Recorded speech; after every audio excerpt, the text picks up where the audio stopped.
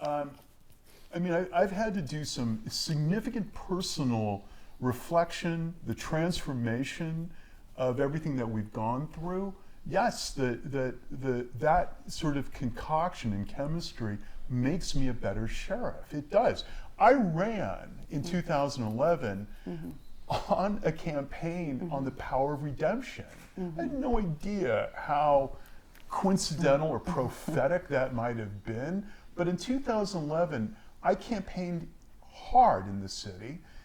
We campaigned together, all three of us. We didn't have a dog at the time. And I talked about that, those people who need to be incarcerated need to be, but we can do better by recognizing the power of redemption. And I was very overt and I was very frank about this.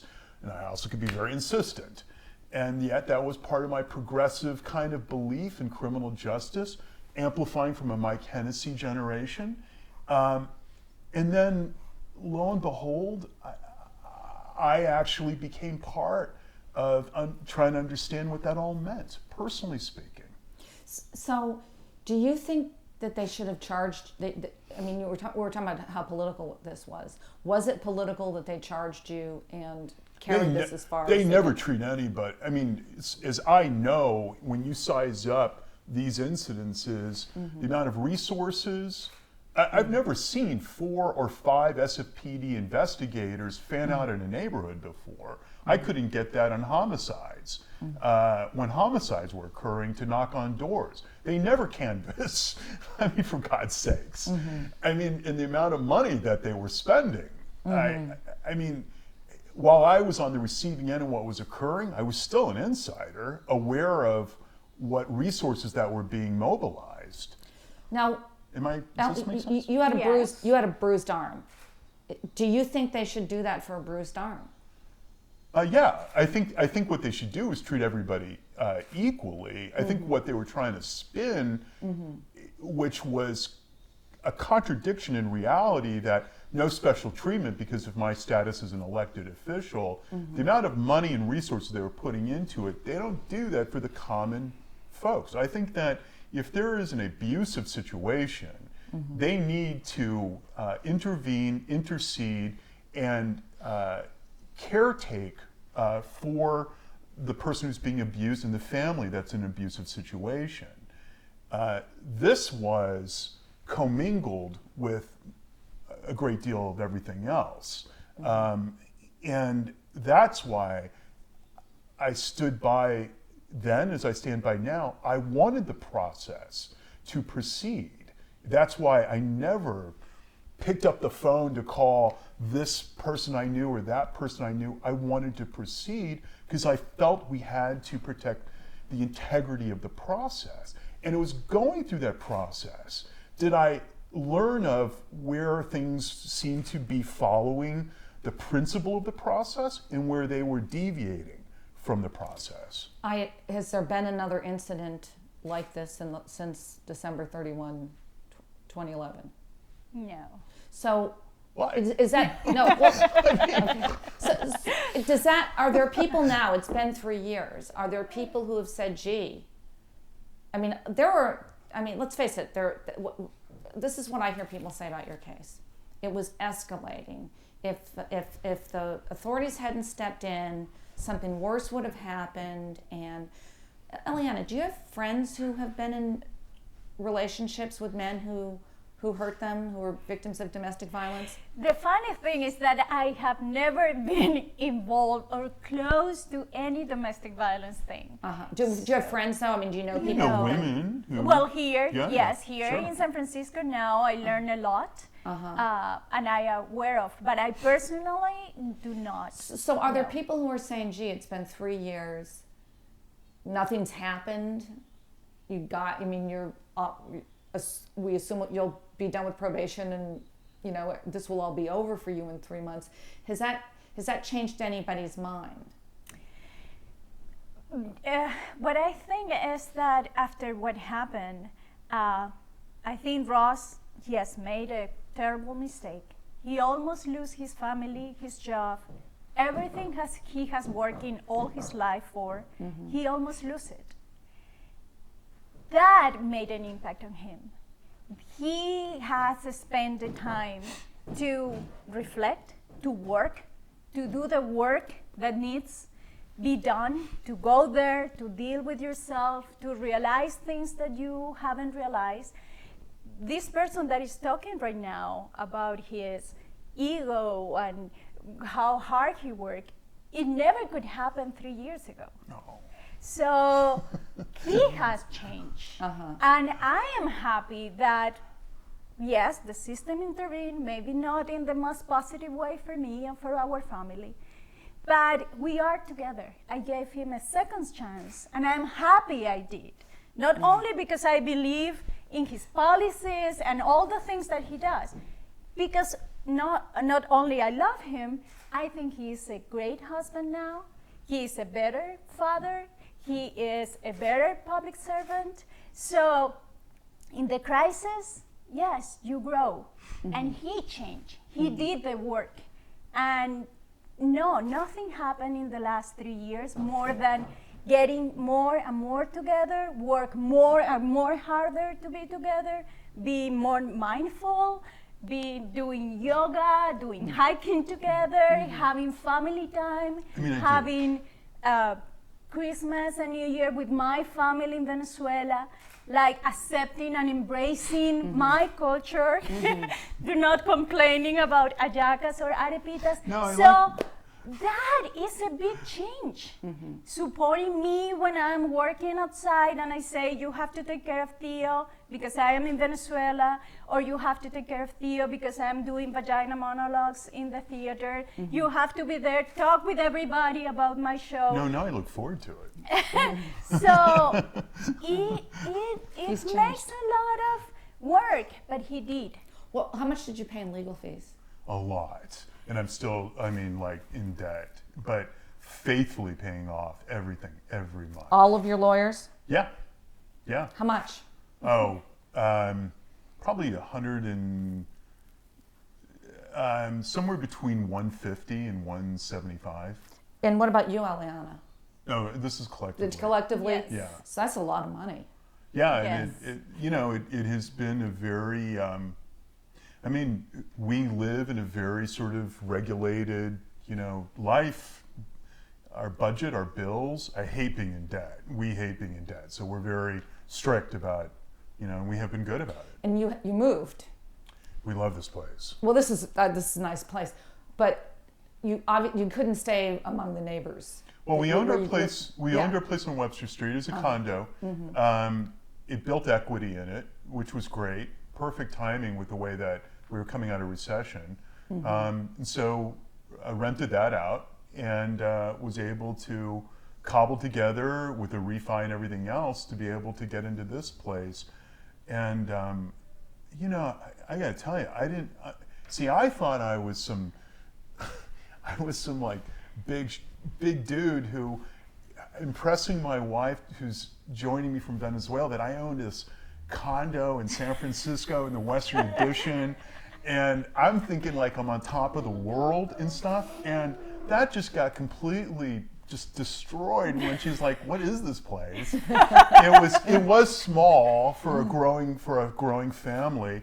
It didn't get any sunshine. It's one of those Victorians, condo in a Victorian where it was cold and dark. She's from Venezuela, so I failed on every level in the beginning. So in one of the He was calling me to Venezuela because at that moment I went back. I was like finishing everything there to come home. And then he was like calling me, okay, I found a place. It has 2 bathrooms. It has a lot of windows. So it's sunny. It's in the sunniest Spanish-speaking community place of the city. Yeah. So I looked at this place 6 times. This place. I mean, I had to be sure. Now, how many floors is it? Is it? We have a bedroom downstairs. So it's 2 floors? But it's a 4-unit building. Yeah. Okay, yeah. It's a 4. I know, we love it. Yeah. I mean, I see, oh my God, 1.5 miles makes a big difference in San Francisco. Yet I've been in the city 30 years, my whole adult life. I've been in the city.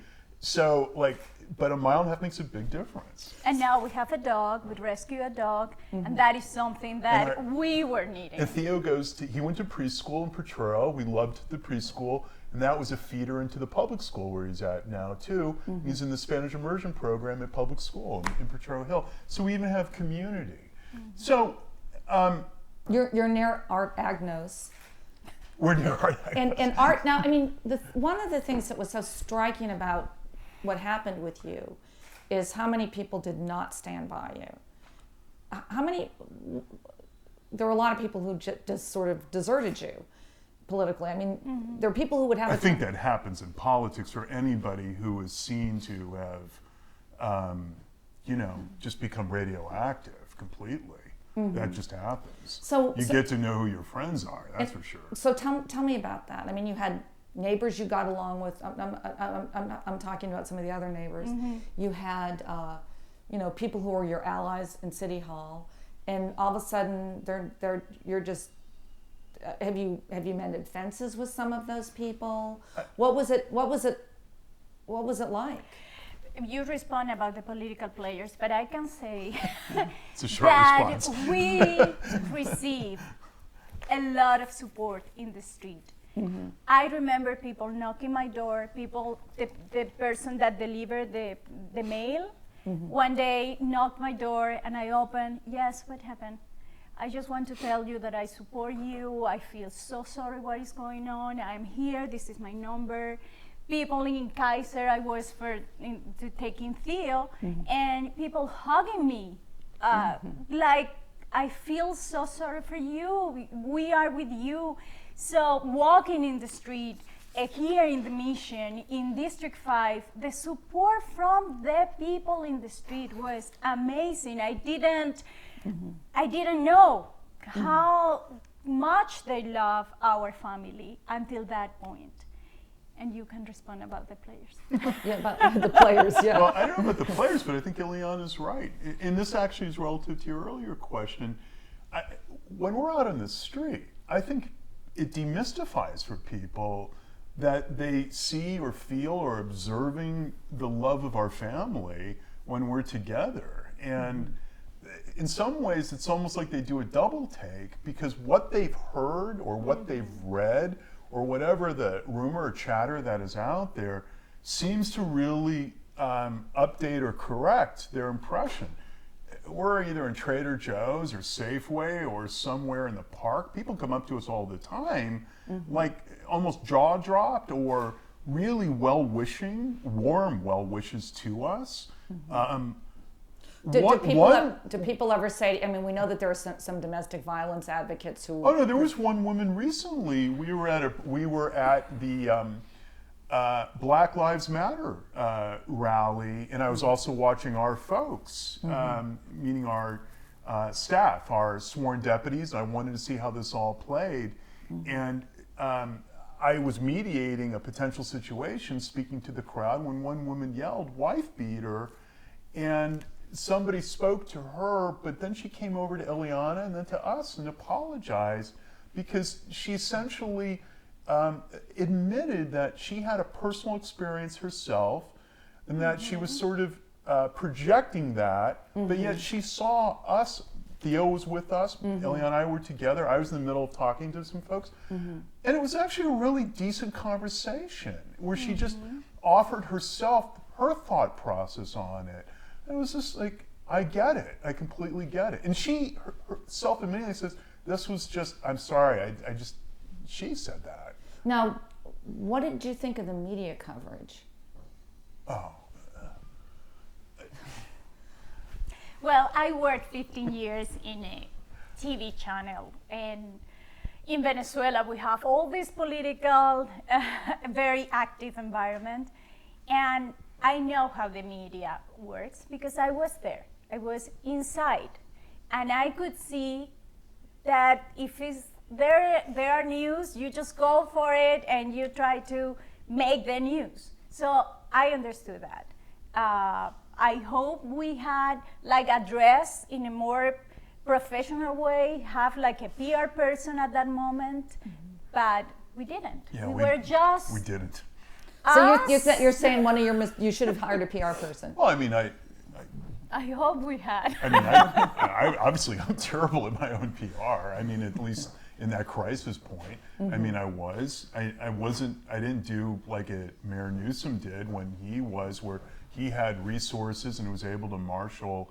You know, when I was a supervisor, I witnessed all that go down, and I didn't hire a Sam Singer. I didn't do any of that, and I guess, you know, maybe somebody should at that point in their life, but also, to me, it was all about family. It was really about making about regrouping and retrenching with family. I saw also that we are all people, and they were like close to us in very hard times, and they were just with us for that 6-8 months, and they learned us, and they were like changing also their personal opinions and how they approach to us. But I'm sorry, go ahead, finish. No, that.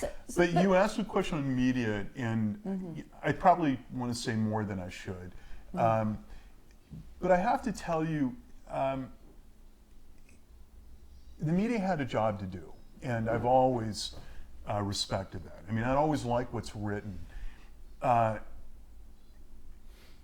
And I've always had, I think, a little bit of a tortured history with the Chronicle as an activist and as a supervisor. It's never been, I felt, well, it's certainly never been like me and the Bay Guardian used to be, or me and others. But where I thought the Chronicle and others could have been a little more, I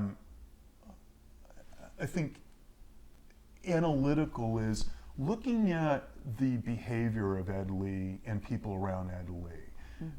If it was really about domestic violence, why were they not investing heavily in improving the programs of domestic violence? Why were they not, I think, giving it the level of resource and attention other than just using the platform, to direct attention onto why domestic violence needs to be eradicated, which of course I agree with, but really mounting, I think, a sincere campaign about what we need to do in the city, to properly resource and respond in a way that I think is meaningful more than just the politics of a response. Now, but I asked you about this before, and I want to go back to this again. There were people who said if you were a different kind of person, you would have had more friends in City Hall when this happened. A different kind of person, how? That you were arrogant. Well, I said I'm arrogant. Yeah, I understand that. That maybe a different supervisor, which you had been, at the same time might have had more allies, and that you had failed to really muster a lot of allies in City Hall. No, but I wouldn't want to cheat the process just because I had more friends. See, that's the difference. How did you feel about the vote? Were you disappointed in that you didn't have more supervisors voting against getting rid of you? No, I did not, and I think, frankly, I'm the people who did voted their conscience, and I don't think what should get lost in any of this was the chair of the Ethics Commission, Ben Hur, who is a very well-regarded attorney, who really knows what he's talking about, who made it very clear that in his presentation, who I'm sure he himself never expected, like the supervisors, that they ever be in this position, and I'm very sorry that any of them were in this position, but it should have never gone that far, ever. And he said that. He said, and I'm paraphrasing here, but I'll never forget, how what the mayor was doing was pushing the city into a constitutional crisis. And it was him who was reporting to the supervisors who were rendering a decision that they literally dismissed all the charges that the mayor's case had presented. The one charge that they presented was the one that we proactively gave them, because I moved on that so we could bring our family back together and put at rest the matter at hand. So the 4 supervisors, I think, heard that. Yes, I had had some rapport in prior political life with them or social life with them and others, and I, considering how everything had unfolded, whether I had 1 vote or 11 votes, it was unclear what would have happened because this was a new test for everybody. And yet I think what got lost was what the chairman of the commission, the ethics commission, was saying. And I think, frankly, there are still lessons to be learned from that process because one, in the last 2.5 years, I don't think the law ethically is being equally applied. I think that there are friends of Ed Lee who have not been brought before the ethics commission. Such as? Mel Murphy, for example. I don't believe that there are, that there, I think, is concern, I think, about the level of outside money that influences decisions from billionaires that I think call to attention to a level, I think, of unchecked influence in City Hall. I mean, I think that the rules don't apply to everybody. And I think that that's what people were saying. Should you have pleaded guilty? I did. Should you have? What do you mean? I did. Yeah. Okay. And did you ever have any regrets afterward about doing that? I had regret that I didn't have a trial, that I wanted to put this all out in a trial. But you pleaded guilty because you were guilty? Yes. Okay. Yes. Okay. I mean, but I also regretted not having a trial, and that was also a regret because I wanted to have a trial to give the opportunity for our family and anyone else to weigh in on the trial. That was a hard decision. Now, when you made that decision, I'm sure it was, did you ask them if they were going to try to take, did you ever, was there any deal set up where you said, okay, I'll plead guilty and I'll do probation and I'll do all that stuff? Did you ask them if you would keep your job? Did you ask, That was the discussion.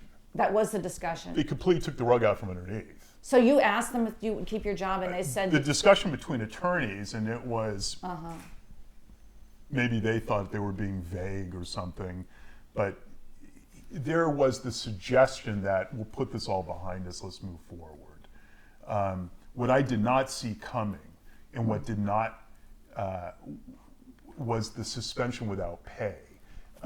When that immediately happened, and then it required Eliana to have to move back to Venezuela because she couldn't work here and take care of our son because she wasn't a citizen at the time, and they were rattling her cage.